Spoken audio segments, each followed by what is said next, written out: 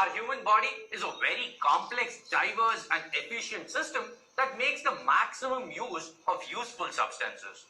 But as we have already learned in the digestive system, we even generate wastes, be it in the form of undigested food or in the form of unusable carbon dioxide.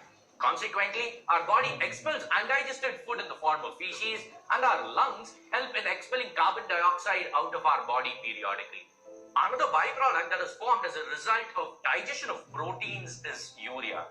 Our liver breaks down proteins to amino acids and in the process generates urea. Now, urea is highly toxic and the buildup of uric acid in our body can lead to complications which can be fatal.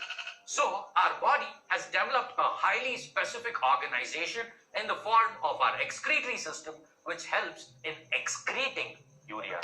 Our body performs various functions like eating, breathing and drinking to remain healthy and alive. These processes also produce many toxic substances like urea in the body, which are filtered by the kidneys. These kidneys are located in the middle of our back, just below your rib cage, one on either side of the spine. They have the adrenal gland attached to them. You need at least one kidney to live.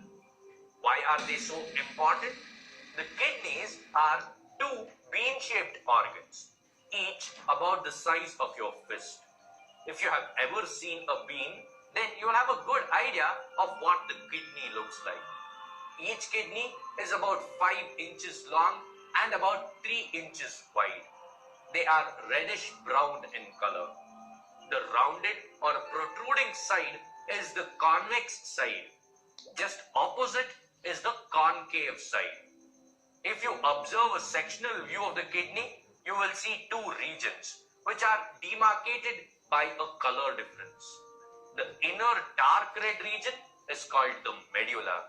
The outer light colored peripheral region is known as the cortex. Present in this part are numerous filters called the nephrons. Nephrons are the microscopic filtering units of the kidney. There are more than 1 million of these tiny filters inside each kidney which removes waste and excess water. The distal rounded end of the nephron is known as the Bowman's capsule, which is followed by the tubule where filtration occurs. The waste such as urea and other poisonous substances have to be removed or they will cause harm to the body. Hence, the kidney filters this waste out of the blood. The waste is then collected and combines with water, which is also filtered to make urine. This urine flows into the renal pelvis, from where the urine slides down a long tube called the ureter and collects in the bladder, a storage sac that holds the urine. Then the urine flows down another tube called the urethra and out of your body. In human beings, the excretory organs are located in the abdominal area. There is a pair of bean-shaped structures called the kidneys, each of which opens through the excretory tube called the ureters into the urinary bladder.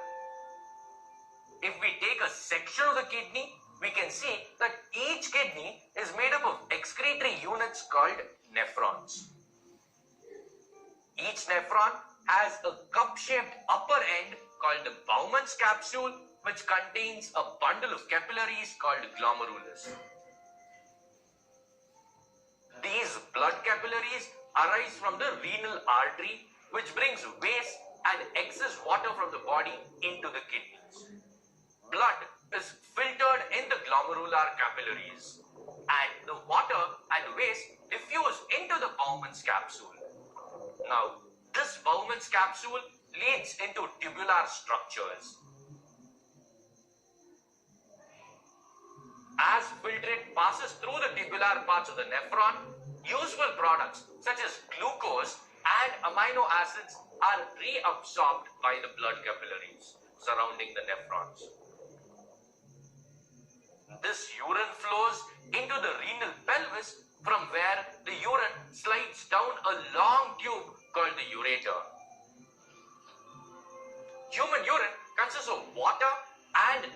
poisonous substances, most of which is urea. From the ureter, urine passes into the urinary bladder and is stored there until it is thrown out of the body.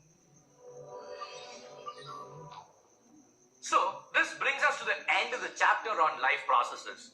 The processes that occur inside our bodies and that of other living organisms is infinitely more complex than anything that we can dream of.